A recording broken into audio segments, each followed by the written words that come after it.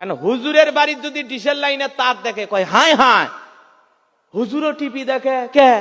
তোরা দেখিস হুজুর দেখবি না? কথা কন না কে? তোর বাড়ির ডিশের লাইন আর হুজুরের বাড়ির থাকলে সমস্যা। তোরা টিভি দেখা বন্ধ কর, আমরা হুজুরেরাও বন্ধ করবো। কথা কন ঠিক না বেটি? আমি যেই জায়গায় নামাজ পড়াই, একদিন বললাম মুসল্লিরা যদি সিগারেট খায় আমার সামনে আমিও খাবো। লোকজন ডেকে বলে হুজুর আপনি যদি সিগারেট খান আপনার তো ইমামতি থাকবে না। আমি বললাম কেন?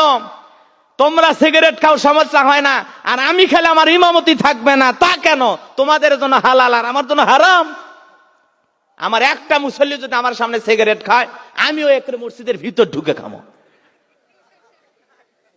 কথা কন ঠিক না ঠিক? তার মানে হুজুর হসি দেখে হায় হায় হায়, হুজুর মানুষ কিসের লাইন আছে, হুজুর টিভি দেখে কে রে? তোরা দেখিস আর হুজুরের দেখা হবি না? হ্যাঁ, তোর কে জানে জায়েজ আর আমাকে জানে হারাম। কথা কন লাগে মুসলমান, হারাম সবার জন্য হারাম।